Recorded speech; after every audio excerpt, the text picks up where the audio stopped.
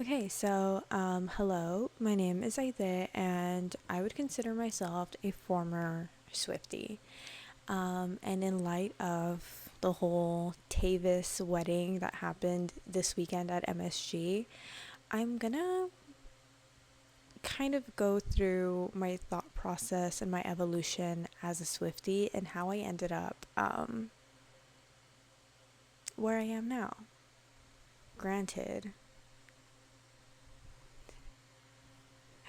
my thoughts and opinions don't really matter in the grand scheme of Taylor Swift's life, so whatever. I just feel the need to get this off my chest. Okay, so let's start off with the background. I was a huge Swiftie growing up. I'm talking When You Say Tim McGraw to Love Story, You Belong With Me. I'm listening to all of it. On my iPad, not my iPod. So for Christmas, I got an iPod one year, and I had to write out the songs that I wanted to have on my iPod, and on there, I was Red, Taylor Swift album, and I would play that album every single time that I was on a road trip to Mexico. Like that album changed lives, and by lives I mean mine. I was there for All Too Well when it was underground. I was listening to The Last Time by featuring Gary Lightbody. I was there for The Lucky One. I was there for Girl at Home. Do not cite the deep text to me, which I was there when it was written. Don't ever, ever, ever question my Swiftie origins, bro. I listened to Haunted. I listened to freaking um if this were a movie, I cannot explain how genuinely deep I was in the Taylor Swift of it all. Period. So I'm growing up listening to this girl. I'm like, wow, she's so amazing, so talented. Her music is me. I will be honest and transparent. I kind of fell off in Reputation era. She said the old Taylor Swift was dead, and I was quite attached to that bitch. So I took that personally. Anyway, I came back to her when Lover dropped. So that is in. I'm going to be looking over here because I wrote some notes to keep me a little bit more organized on stuff. But okay, that's what I'm looking at. She dropped Lover in August of 2019. So around June 2019 of that year also is when the whole master sale debacle kind of happened. So I'm listening to Lover for the first time. I'm like, wow, this is beautiful music, guys. This is what I'm talking about. And obviously, since it's 2019, that means that the 2016 election had happened. And at that point, 2016, I think I was a freshman in high school. 2019, I'm a junior, senior, or whatever. So in those years, I really became invested in politics and developing, my moral code, my political ideology and stuff like that. So I was I know I'm a feminist. I know I like equality. The basic stuff. I knew that. I knew that. I think that you should be able to love who you love. I think that, what's it called? We shouldn't judge people, like, based on their looks, stuff like that. Just surface level, let's all be kind to each other kind of thoughts, right? So when she dropped Lover, I was like, whoa, transcending the game. I'm like, whoa, she really wrote the man, guys. She wrote the man. And that is so, woke. She's literally talking about how it's difficult to be a woman. Can we believe that? And she wrote, You Need to Calm Down. How we shouldn't discriminate against LGBTQ plus. Whoa. That is using your platform. I was like, I love Taylor Swift. She's so outspoken. And okay, like I said, the master's thing was like a couple months prior, so I don't really like understand what the heck is going on there. Like, to be honest, I'm like, aw, who did something bad to Taylor Swift? I don't like that. And that was like the extent of it all. And to go along with the Taylor Swift equality for all of it, in January 2020, she releases her documentary Miss Americana. And I was like, whoa, now you're taking it a step further, Taylor. You wrote 2 woke songs and now you're doing a woke documentary. I was like, hell yeah. um, so in this documentary, she has iconic lines such as, "A woman is not a bitch, she's just a boss." And, you know, I think that's pretty much it. Um, and I ate it up. Like, I'm not gonna lie, I really thought that, like, this is peak activism, and she's advocating for, like,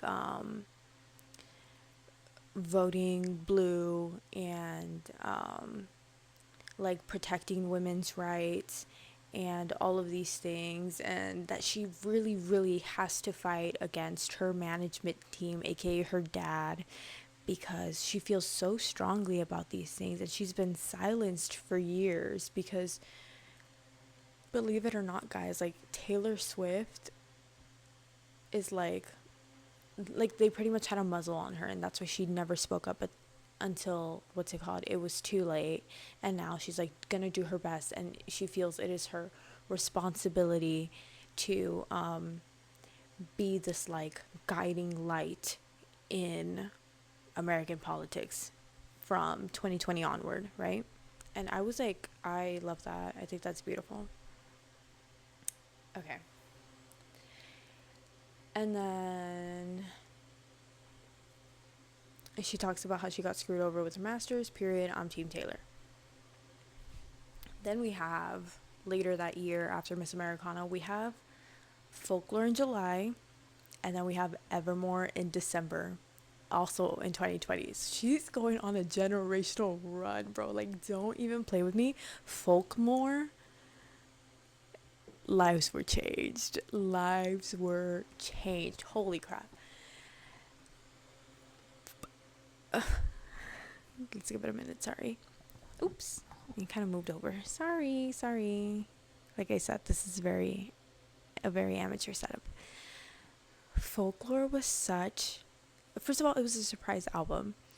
And on top of that, it was such a beautiful album, beautifully written, like so introspective. Like, the quality is just the highest quality ever, and I was just so happy that Taylor Swift was getting critical acclaim to a level that I'd never seen in my life. Like, who the people who were never Swifties were suddenly Swifties, and I was like, bro, I've literally been telling y'all about this lady's pen. Like, I'm telling you, I reached peak Swifties here in Folklore and Evermore. And I was just along for the ride. At this point, it's like COVID era for Folklore. Evermore, I think I'm in college. Yeah. So I'm like, you know, I'm still doing a little growing. And she just like is scratching that itch. Like, she is my comfort person or comfort artist or whatever, and you cannot tell me anything. I'm like, bro, any critique about Taylor Swift is sexist, because a lot of people at the time were like, oh, she only writes breakup songs and blah blah blah blah. And to me, I'm like, listen to Folklore, listen to Hoax, you know what I mean? Like, exactly. And then, of course, the Masters debacle was like an ever-present kind of thing. And eventually she announces that she's going to do re-records. In April of 2021 is when she releases her first re-record, Fearless Taylor's version. And in this one, um, I remember listening to like the re-records and how she was able to get like all of the original people to come back and work on it also. And I remember thinking my first little like critique, and I was like, whoa, why doesn't Taylor like feature female artists the same as her male? Because obviously I'm telling you, Red was like one of my favorite albums, so I was obsessed with what is it? The This Is the Last Time with Gary Lightbody. I love that song. And then we also just did Folklore and Evermore, obviously, where she like features Bonnie Iver a bunch, and like he's just yapping and yapping and yapping along the songs. And I was like, okay, so the men have like full on verses, choruses. I don't know, I'm not a musician. Um, and then it's like jarring to go from that to like Fearless, where we have Breathe featuring Kobe Kayla, I don't know. Um, and she's just like harmonies for Taylor Swift on the song, and I was like, bro, I forgot she does that, and she's done that with every single female feature that she has, right? So I was like, okay, that's odd. And then we have in May of 2021 the Olivia Rodrigo writing credit incident, right? So Olivia Rodrigo releases Sour in 2021, and she's 18, 17 or 18. And then I know Paramore was like suing for writing credits, and Taylor Swift was also credited with like writing on Deja Vu because it sounds really similar. So the story with that pretty much is that Taylor Swift did not ask for anything. Olivia Rodrigo just out of the kindness of her heart wanted to give Taylor Swift writing credits for Deja Vu. And after that, like that's like the second thing that I noticed. I'm like, that is so odd, because obviously all alleged. I'm literally a nobody in Texas who just forms opinions because I can.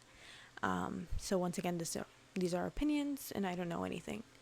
But I was like, that's really odd. Like, for someone who is so like not territorial, I don't know. It's like very, very pretentious is a good word. Pretentious and protective of her writing credits, and like literally wrote Speak Now, the album in entirety by herself, because she wanted to prove a point that she's the one who's actually writing her songs.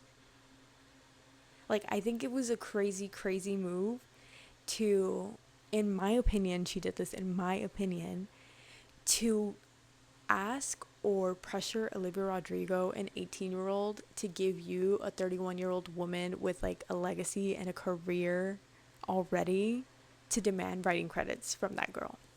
That was fucking crazy to me. I'm sorry. And I think that was super odd. And the fact that, what's it called? Obviously, Olivia Rodrigo has never outwardly said that. No one has outwardly admitted that. But it's just like, if 2 plus 2 is 4, then 6, 7. You know what I mean? Then Taylor Swift did that, in my opinion. In my opinion. And along with like, yeah, Olivia Rodrigo may have not acknowledged it, but she did write The Grudge.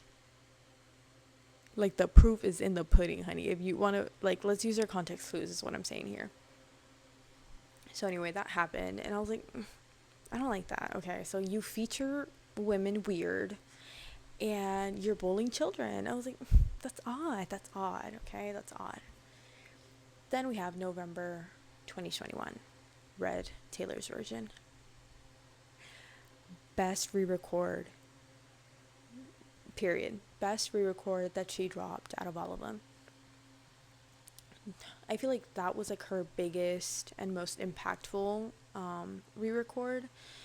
And with this one, her vault tracks included Nothing New, which featured Phoebe Bridgers, and she kind of like placated that thought that I had about female features, because in Nothing New, for the first time ever, she actually lets women speak.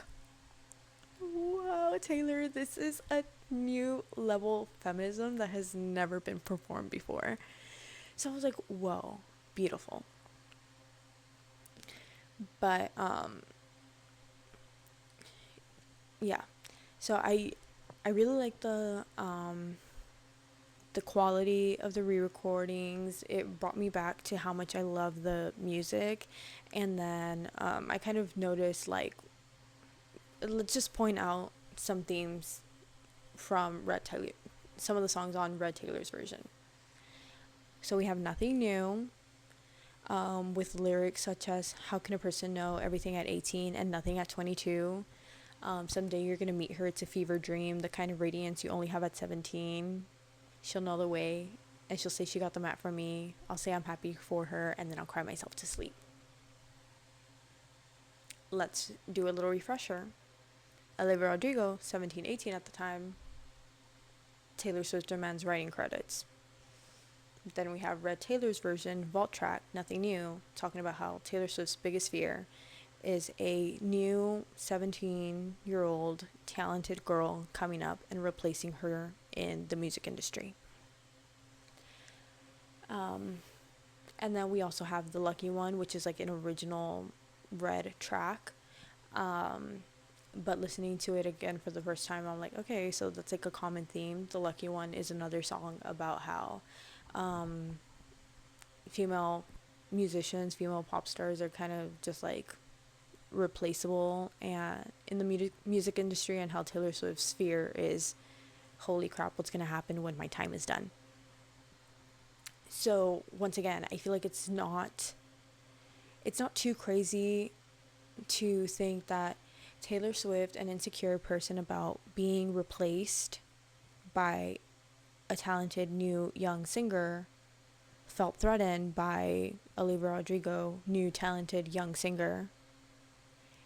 And instead of working through that trauma as a 30-something-year-old woman, she decided to weaponize her power, because once again, she is a powerful figure in the music space, and she weaponized that against a child. Ooh, sorry. So I was like, okay, now you're letting women speak, but we're also silencing women in another aspect. You know what I mean? So I was like, I don't like that either. And then we have, on October 2022, Midnight. So up until like this point, I'm rocking with Taylor Swift music real bad. Like, she is my top artist in my Apple Music. I'm sorry, I don't use Spotify. She's my top played artist every year. Like an embarrassing amount of minutes spent streaming this woman's music. I love her down. Do I have a little bit of like, I don't know, am I able to form like a critical thought against the woman? Yes. But am I still like one of the hugest Taylor Swift fans? Taylor Swift fan I know? Yes. So okay, October 22, we have Midnight. I'm up at midnight, like playing this in my room and reading the lyrics and like doing a listen as soon as it drops. And I'm not gonna lie, I'm noticing a little bit of a quality drop. Sorry. I think, I mean, this is like Evermore. This is Folkmore's follow-up. I think it's like a valid thing to say. And in this, I think there are some like notable songs and their messages that I kind of want to like go through. So let's start with Antihero. I think Anti-Hero is one of Taylor Swift's most honest songs. Um, I think if you've listened to Anti-Hero, you know what it's about. It's me. Hi, I'm the problem. It's me.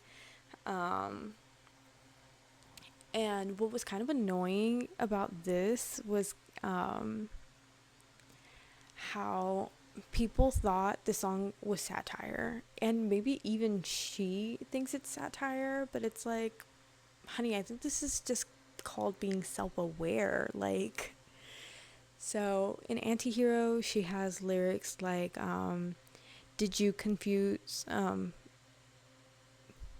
or did you hear my covert narcissism? I disguise as altruism like some kind of congressman. And when I listened to this, I was like, yes,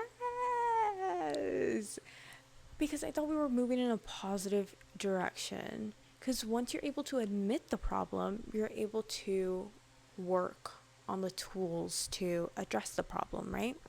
So, in my mind, Taylor Swift does have a habit of doing things for the greater good when really it's just self serving. For example, her feminism. She is a woman who has been affected by misogyny, you know, like, I don't know, like the critique that you only write breakup songs and that she's not really talented and all these things or whatever. And, hold on, sorry, I'm thirsty.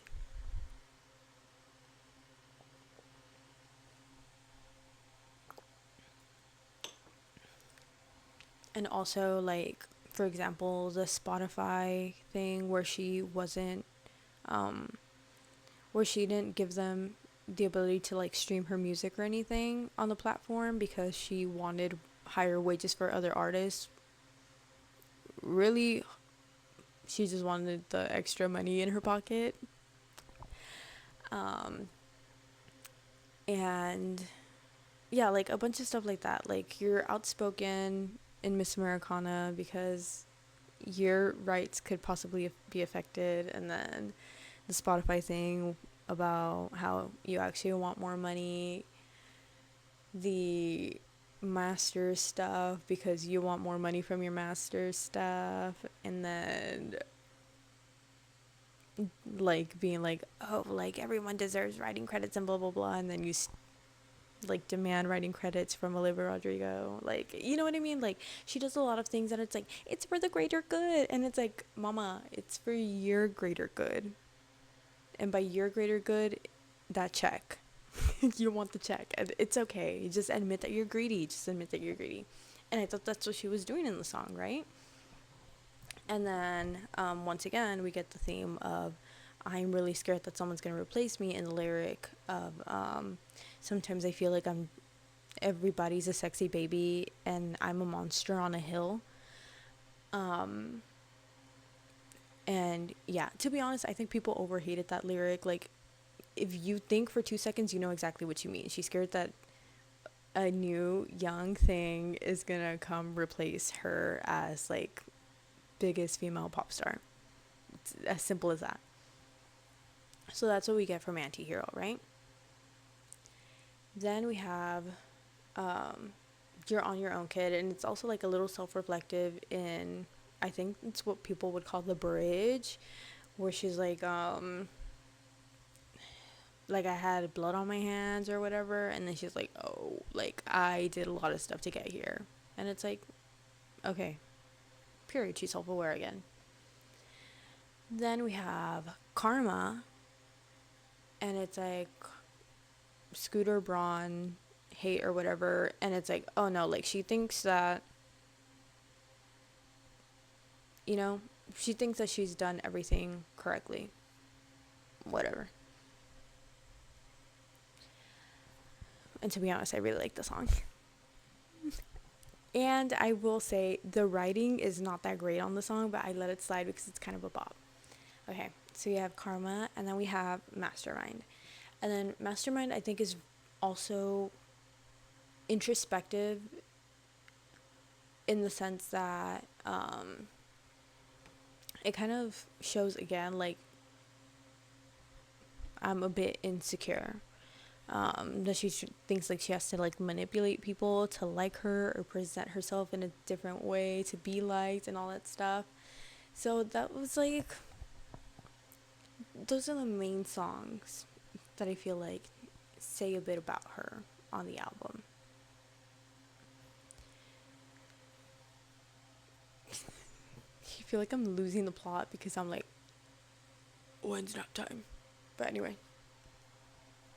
Then we have Speak Now, Taylor's version, released in July of 2023. And all I have to say to this is like, yes, I streamed it. Yes, I tried to make myself like the vault songs. And no, it wasn't as good as Red Taylor's version. Like, all I'm gonna say is like, at this point, I was like, girl, she's literally just throwing out anything. And here I am like an idiot streaming it. Like, I had that self-aware thought. I was like, is anybody worried about their health? Like, am I am I concerned with like the quality of stuff that I'm consuming, you know? And then we had 1989's Taylor's version drop on October of 2023.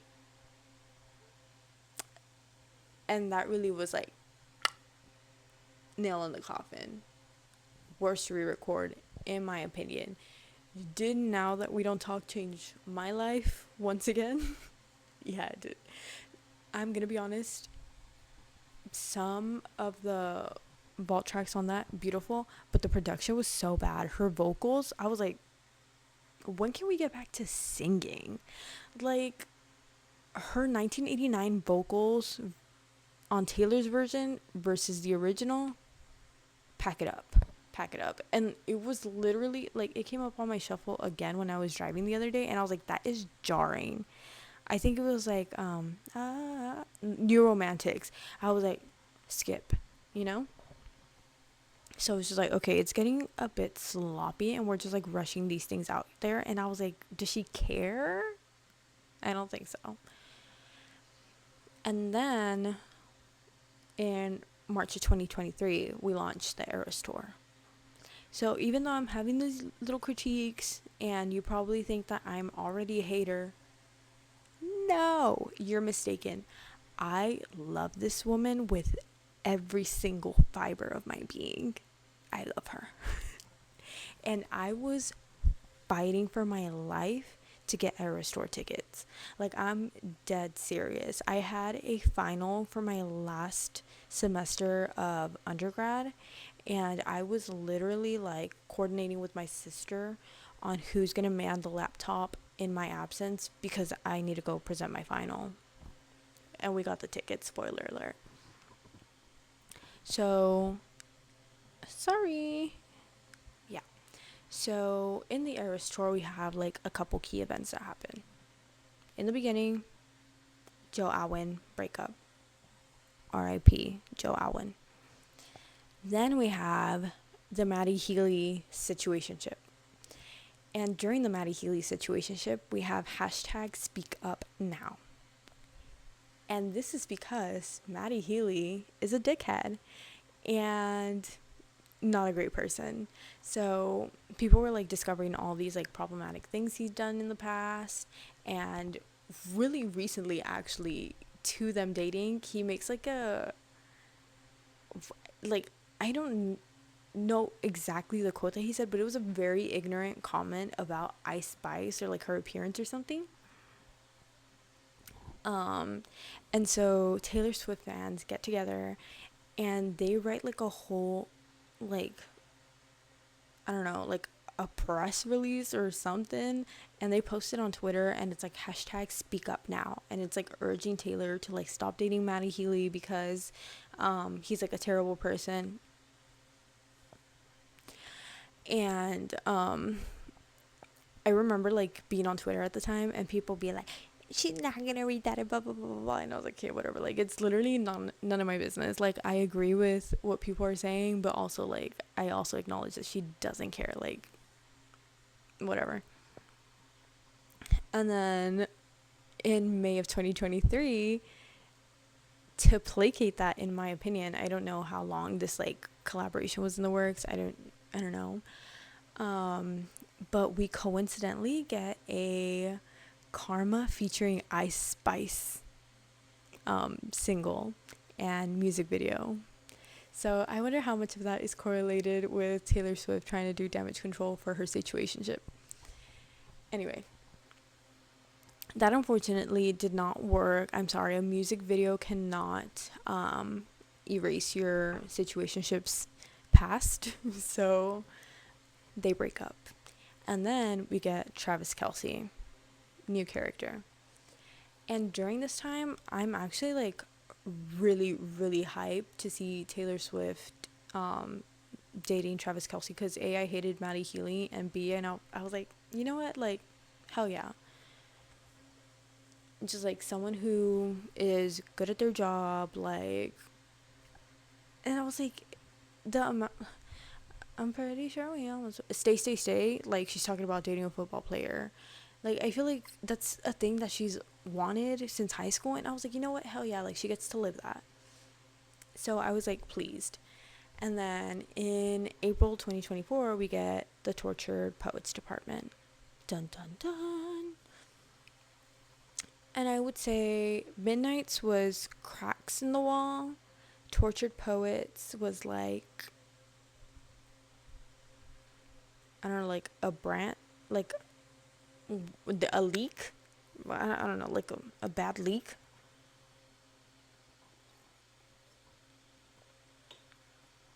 Okay.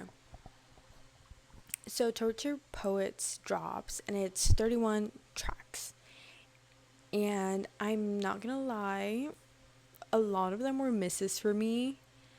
And I feel like objectively, like the songwriting for some of the songs, like I Can Do It With a Broken Heart. I'm not gonna lie, when I first heard it, I'm a real tough kid. I'm singing along, it's fun, I get it. But also, the lyrics are so bad, objectively. And I still stood by her. Because at the end of the day, like, she gave me Fresh Out the Slammer. She gave me Guilty as Sin. She gave me The Bolter. And that, to me, thank you for your service, Taylor Swift. And that's what pisses me off about it. Like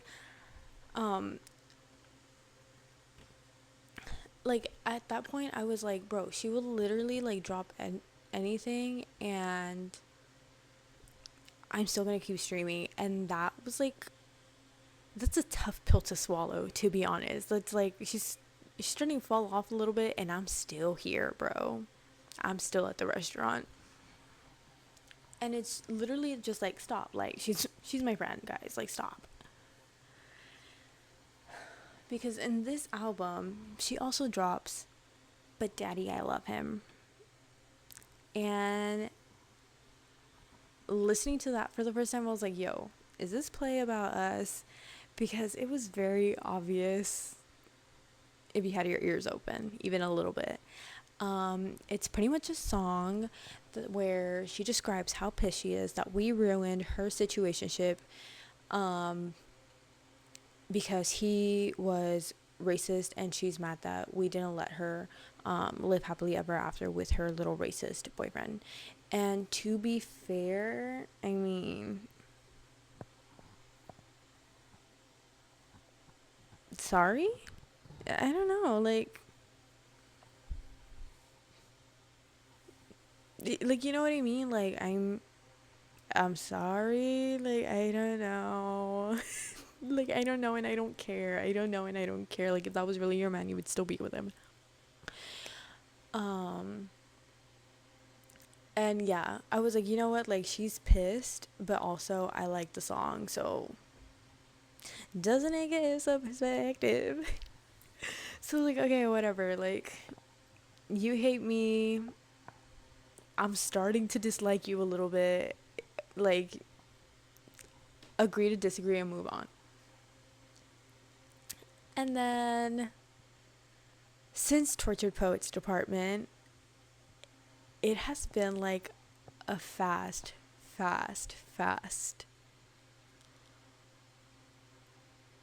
fall from grace.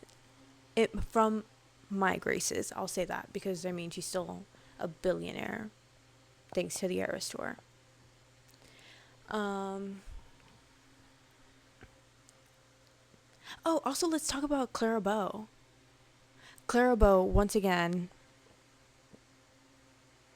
reestablishes that Taylor Swift really, really is scared to be replaced. And then she also has what's it called? Thank You Amy, and it's like she still hasn't gotten over the Kim and Kanye beef. And it's like, to be fair, if someone did me super dirty, I'd be like, I would hold a grudge to the end of my days. I'm a Taurus and I get it. But also, you can't be a billionaire and play the victim card. You can't sell out a I don't know how many show stadium tour and play victim and say that everyone hates you and all of these things. Like, that's something that I had noticed for like a while also, is how constant or how often she'll bring up like, and they all hated me, and like classic goob rhetoric. And it's like, well, yeah, but you're also like a best-selling artist. You're also like Taylor Swift. You're also like a Grammy award-winning artist. You also won album of the year. You're also like the top grossing tour of Earth ever. You know what I mean? And it's like, you can't keep pulling the Kanye interrupted my speech and then we had like a shady phone call a long time ago. Like, stop doing that. You're Taylor Swift and you're a billionaire. Grow up. You can no longer play victim. And I'm going to bring it up again. Not after the Olivia Rodrigo situation. Like, stop playing powerless when you clearly leveraged your power against a young new artist who represents everything that you're scared of losing. So, like I said, fast fall from grace, because once Travis Kelce is introduced, yeesh.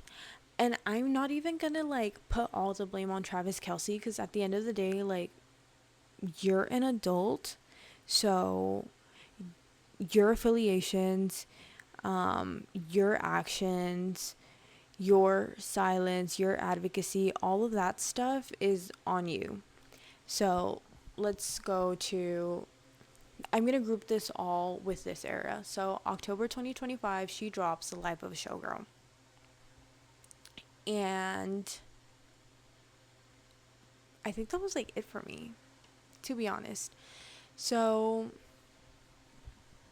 once again, I'll go into like, this is not going to be chronological anymore, but I feel like it's the era that she's currently in. So I'm going to talk about like events at random that I feel like are relevant to this, and I'll do it through this album. So I'm listening to this for the first time on my way to ACL. So once again, I cannot stress enough how much I love Taylor Swift. Like, I love her. I've grown up with her. I read all her lyrics. Like, I can sing like 80%, more than 80% of her catalog, like off the dome. Like, I love this woman. I have defended her. I have had arguments with my boyfriend about how, what's it called? People are very superficial towards their analysis and critique of Taylor Swift, because she's incredibly talented as a songwriter and even as a singer and a businesswoman and a performer. So I'm telling you, like, I get it. I love her.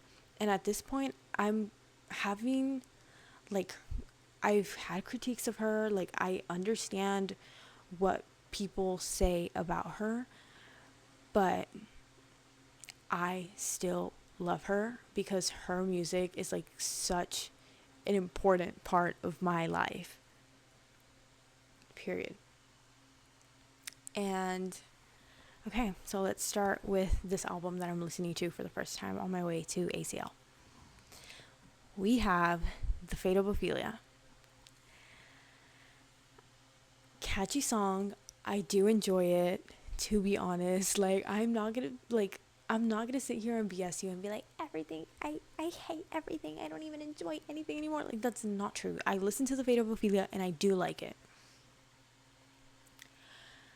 Um, and to be honest, I've never read that, like, work, that, what is it, a play? I've never read that play before. Like, I don't know. I read Romeo and Juliet in high school because it was required reading in class or whatever. So I didn't know the origins or like the actual story. And then I'm seeing like critiques being like, that's not even the fate of, like, what the Fate of Ophelia really is about. Like, it's more complicated than simplifying it to a man's love saved me or whatever. And that's why I didn't end up like Ophelia. And I was like, okay, whatever. Like I said, I didn't read that. Like, I don't know. But I will say, and I'm going to keep bringing up Olivia Rodrigo because I think it is so, like, I think she's the easiest, like, parallel for Taylor Swift, to be honest. So let me just compare this and put this to you side by side. Like, let's ask the audience. So we have the Fate of Ophelia, where Taylor Swift is like, thank you, Travis Kelce, for saving me. Your love saved me, period. Versus Olivia Rodrigo, she's like, what, 2 years younger than me? She's like 22, dropping The Cure recently on her album You Look So Sad for a Girl So in Love. And the message of The Cure, you might ask? I cannot expect a man's love to fix all of my issues and insecurities. So once again, Taylor Swift, born 1989. Do the math. I don't know. It's 2026, so she's like 30 something, late 30s. Olivia Rodrigo, early 20s, came to a completely different conclusion as Taylor Swift, where a man cannot save me from my insecurities and myself, that I should probably work on myself. So that was that. Then Taylor Swift has Father Figure. I also loved that song, to be honest. And I feel like Father Figure plays a similar role as Antihero, in which she's telling on herself. So Father Figure kind of starts off like describing her relationship with like her her previous label's owner, who's the one that did her dirty and sold her masters to Scooter Braun and all of that. And so in that song, she details that, how he kind of like took advantage of her being like young and naive, and then eventually like flips over to, who's your daddy now? Like, I'm the person in power and I'm gonna get revenge for what you did to me, and blah blah blah. And in a way, I feel like I also interpreted it as not to bring up Olivia Rodrigo again, I think she did it as, I'm flipping the table on I think his name is Scott, on Scott, but also it's giving how she repeated the cycle of abuse and abusing power dynamics with Olivia Rodrigo in Deja Vu. Sorry, I feel like she lived long enough to become the villain. She was so ahead of the curve that the curve became a sphere. You know what I mean? Yeah. So I was like, okay, Father Figure, you're telling on yourself again. And then we have Eldest Daughter. Give me a second.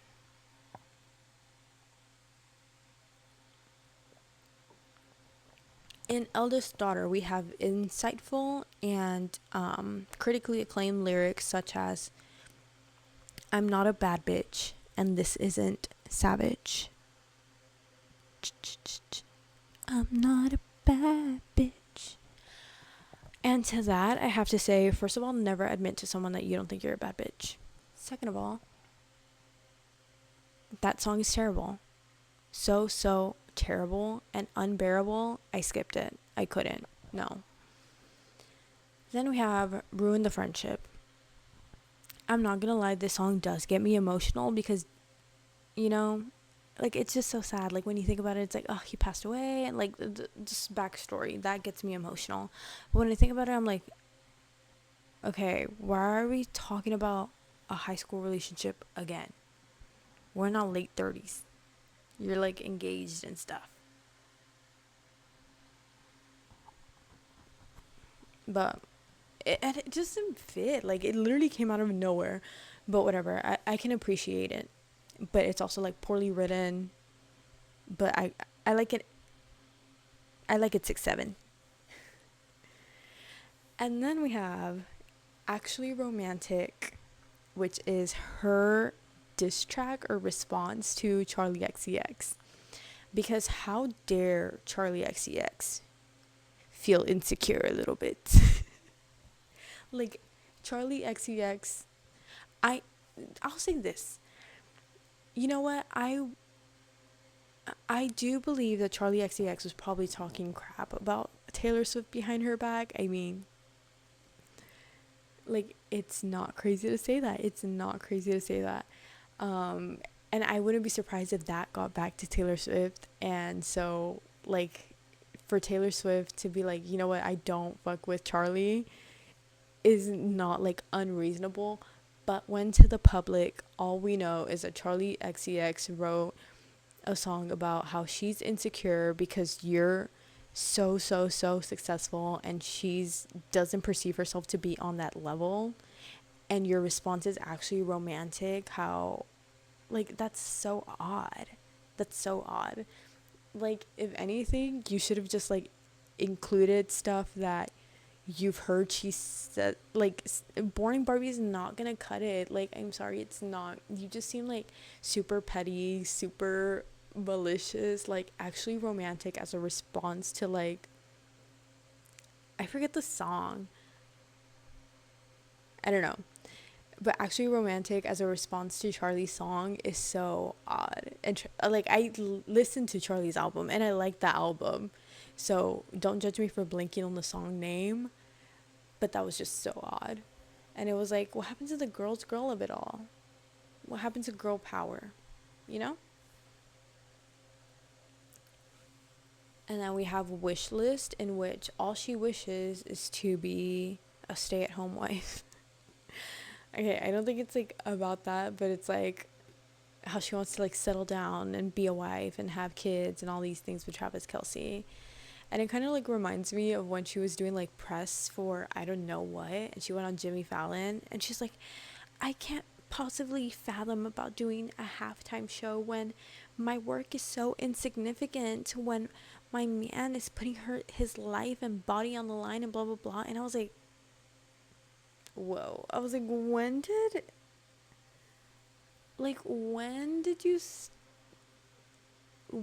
stop, like, I don't know, like, when did you stop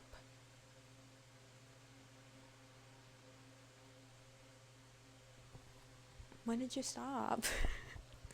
Like, I think that's so sad that, like,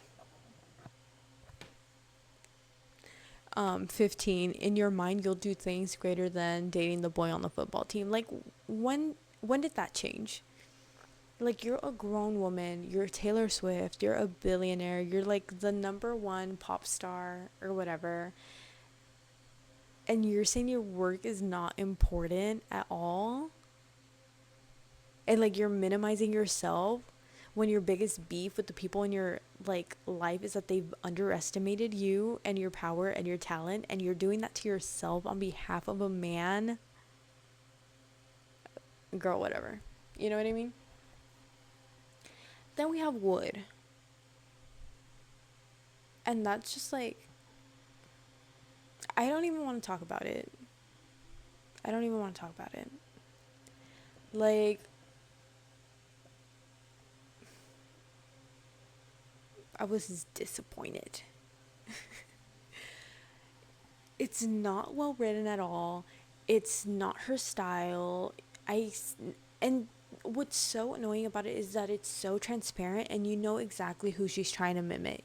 You're not Sabrina Carpenter. You can hang out with her as much as you want. You can parade her around on your Eras tour as much as you want. You're not Sabrina Carpenter. You're not that cool. You're not as cool as Sabrina Carpenter, unfortunately. And I think you know that. And I think, yeah, and I think you know that. So, would let's never do that again. Ever. Ever. Then we have canceled. Canceled was the straw that broke the camel's back. And no, literally, like, what's that clip in Ice Age where it's like, and it's the acorn, the little squirrel, like, snap or takes the acorn or something out of the wall and then it, like, just bursts. Like, the dam bursts and everything is just, like, flooded or whatever. That was literally canceled to me because I felt like she spit on my face, slapped me, and cussed me out with that song.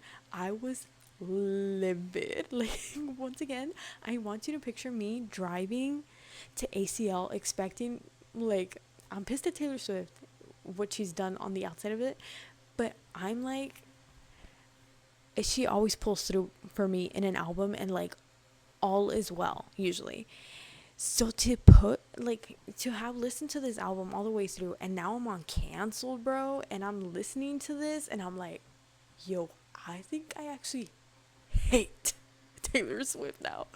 Like, so canceled is a very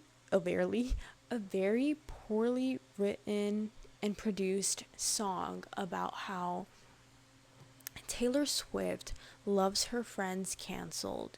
She likes them dressed in Gucci and in scandal. Um, and yeah, and I mean, off the jump, I mean, it kind of gives like vigilante shit, kind of like girl power anthem. But when you think about the canceled friends and you think about who she's probably talking about, and really she's probably talking about Ashley Mahomes, ain't shit funny anymore.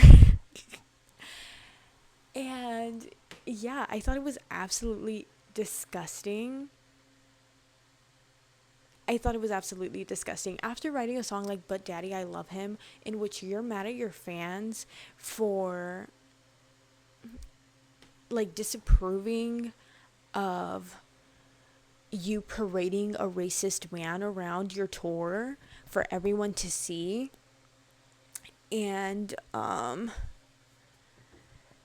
now to like people, rightfully so, telling you that you have been so quiet about a lot of things regarding this presidency, specifically about your close affiliation to Ashley Mahomes, who is a known like MAGA person, and who her brother-in-law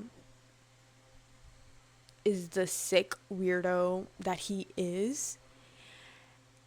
And for you to be spotted with the both of them and constantly be silent about everything that this presidency is doing, and now your response to very, very valid critique about that after you have like, I've gone through the timeline after you've purposely gone out of your way to position yourself as someone who fights for the what's it called, for equality, for freedom of others to express themselves without reproach or punishment or persecution.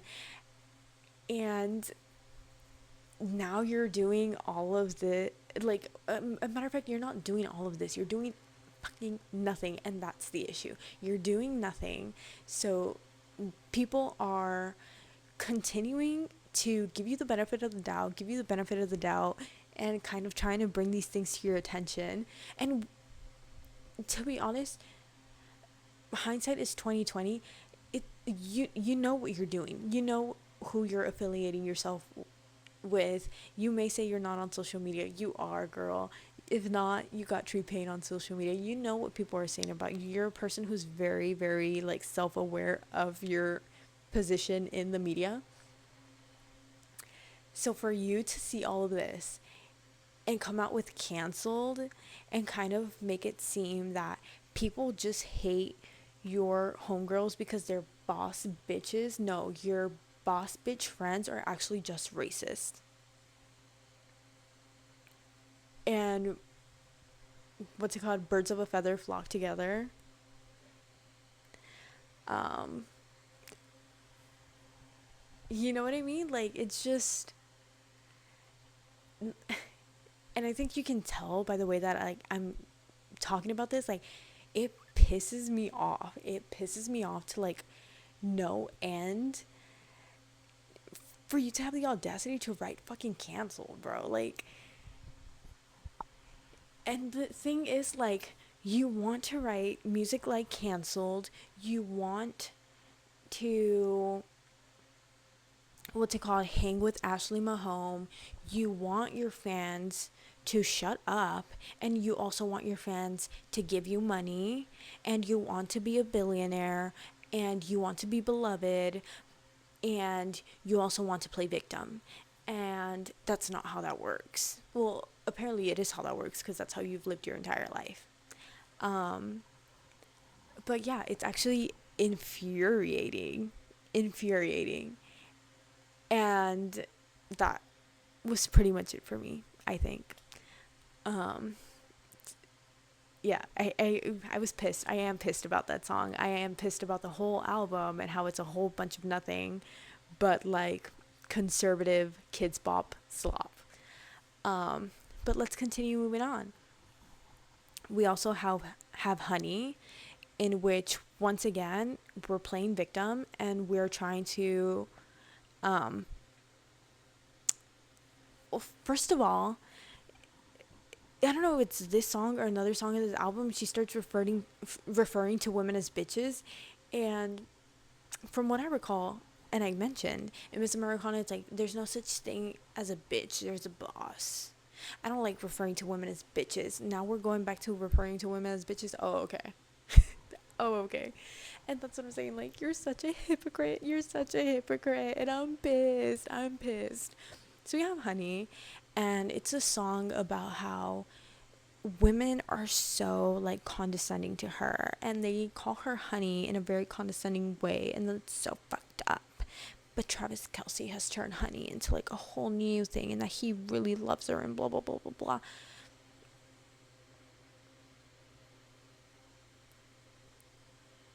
What's that meme of that guy where he's like, except my that's my reaction because I'm sick of you. I'm so sick of you.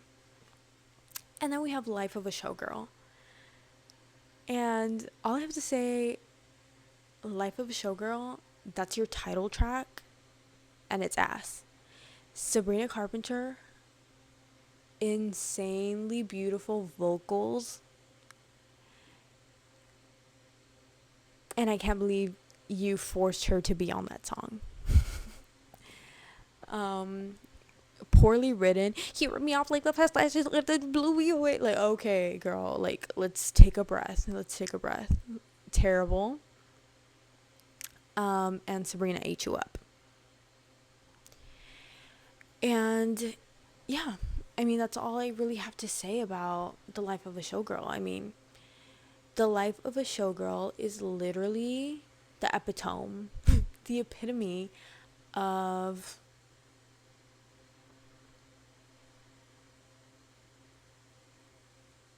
yeah, it's the culmination of Taylor Swift's fall from my grace. Like, it was a straw that broke the camel's back.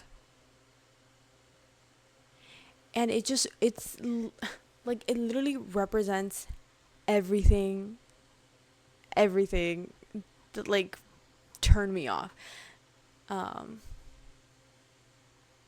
I don't even want to keep going on and around about this stuff. But yeah, like, like it's just crazy. Like we went from 2020 Taylor to 2025, and I guess like the thing that I have to reflect on is she was always this person to begin with.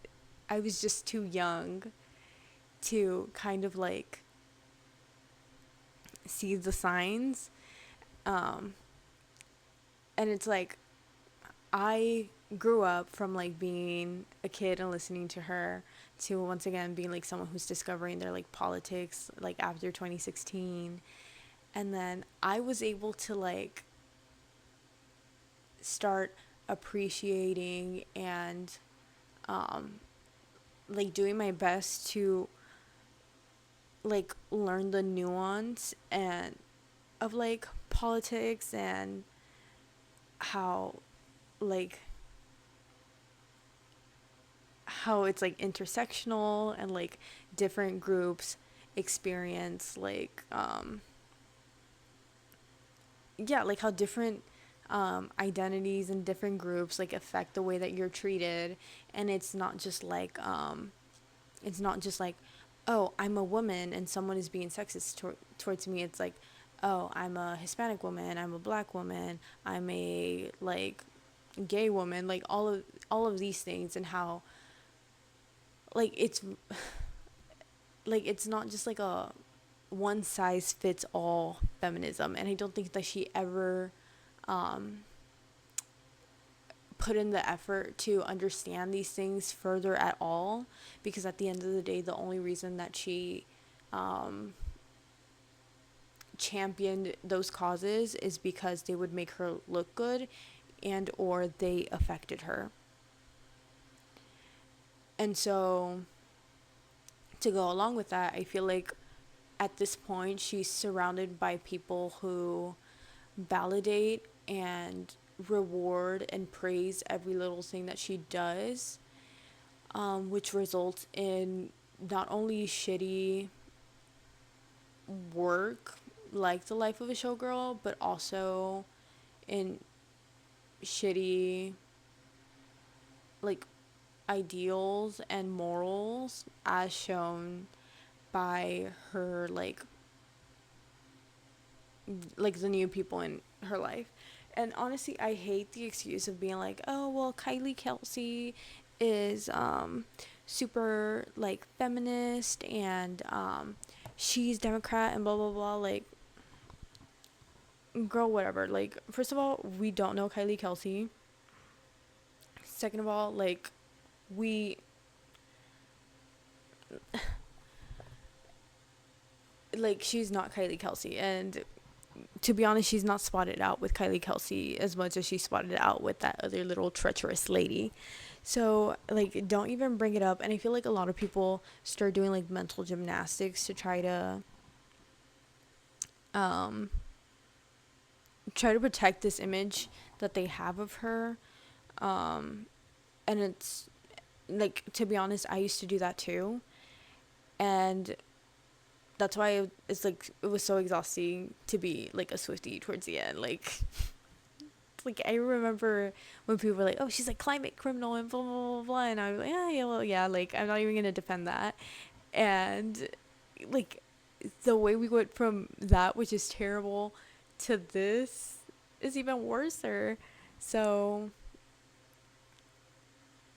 yeah, I think it was too hard for her to be a stand-up good person, so she just devolved into this because it's so much easier and it pays just as well.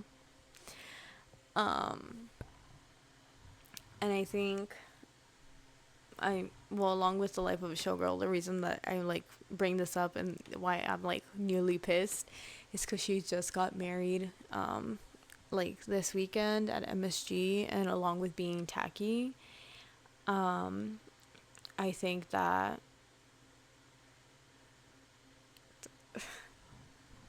I don't know, the people in attendance, such as Mr. Ice Detention Center, is insane and disgusting. And I don't ever want to hear like the excuse that it's because they know Travis Kelce or blah blah blah blah blah. Like, I'm sorry, I don't know if you know this, but you pick your partner.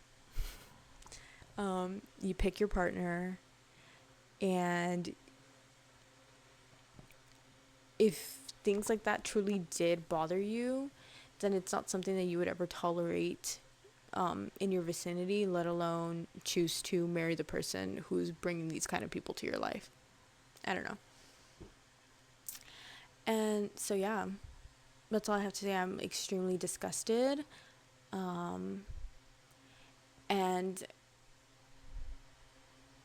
I think it's a point of reflection for me, um, because I really, the life of a showgirl aside, like, I really do love her music. Like, I love it so much. And it's like, I listen to it and I'm like, skip, skip, skip, skip, skip. Because it's just disgusting. Like, it's quite frankly disgusting to stand for nothing, to have the ability, the resources to,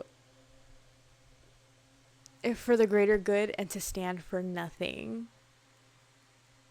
And I don't think I ever want to be a person like that. And I mean, once again, like, bringing up Olivia Rodrigo, like, it's just so crazy to me that, like, a girl who is, like, kind of, like, blew up around the same age as you, like, to superstardom the way that you did, who is consistently outspoken, like, God forbid Trump use her songs for an audio, because you'll look it up 2 seconds later and the audio is muted, gone, removed from the platform because Olivia Rodrigo does not play around. And then Trump will use a Taylor Swift audio and it'll be up there forever. And it's Trump and his administration